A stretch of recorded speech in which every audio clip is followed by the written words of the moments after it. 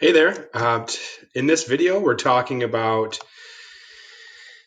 first of all, why we're all here, which is because we have low back pain and we really want to be able to move again without pain. That's the key. It's not just make me comfortable and then so I can sit still or lay in the bed all day, but it's to make me feel less pain so I can move again.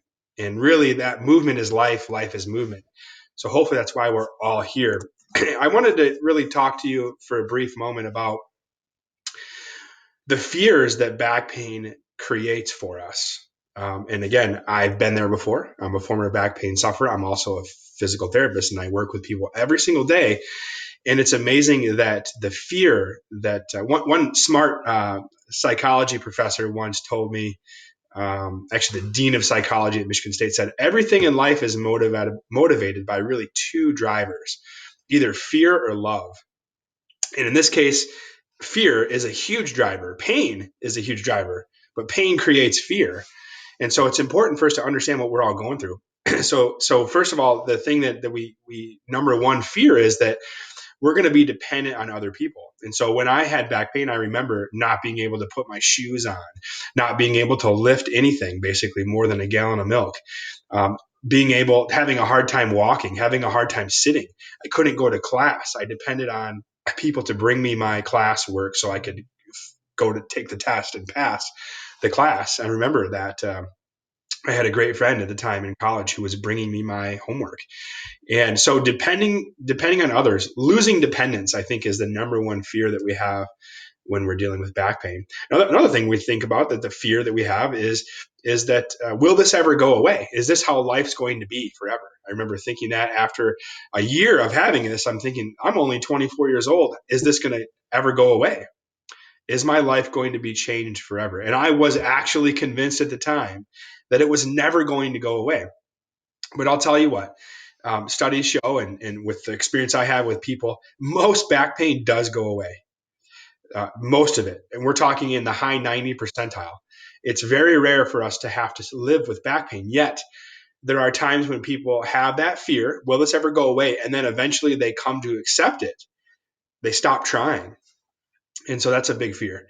Another one is, do I need surgery? To me, surgery is a scary thing. And I think for a lot of people, they're afraid they need to have surgery. And then if they have surgery and it's not helping them, again, we go back to the fear of, oh my gosh, is this ever going to go away? I was there as well. Surgery failed for me. I hear, if I can't exercise, what will that do to the rest of my health? So, knowing people that are health conscious, knowing that exercise helps them with their cardiovascular system and their mind and the rest of their body and keeping their body healthy.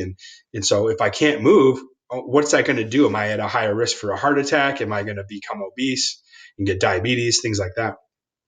Um, I'm afraid. Another one is, I'm afraid to move the wrong way. So if you haven't figured out the pattern yet of your pain in your back, it's really scary to not know what's going to cause the next sudden bout of back pain or those sharp pains. And so being afraid of moving the wrong way is a big fear. Um, Not knowing what to do is a fear. So feeling helpless. One of the things I didn't throw on here, but I think a big driver is not having hope. I'm afraid that I'm not having hope. Um, Another one is, will I be able to care for my family? So for me, I have three young children. Some people have children plus parents that they're taking care of, sometimes even grandparents. And so not being able to care for a loved one is a big fear. And then finally, can I provide for my family? So I'm the breadwinner for my family. I need to go to work every day so I can pay the bills. So there's a big fear with back pain is, am I going to be able to do my job anymore? I might have a physical job. I might even have a sitting job where if that's painful, I can't do that. I can't focus on my normal job. So that's a big fear for people. So throwing that out there, I think, is really important in the beginning because it helps us understand fear is a motivator. So we need to harness that fear.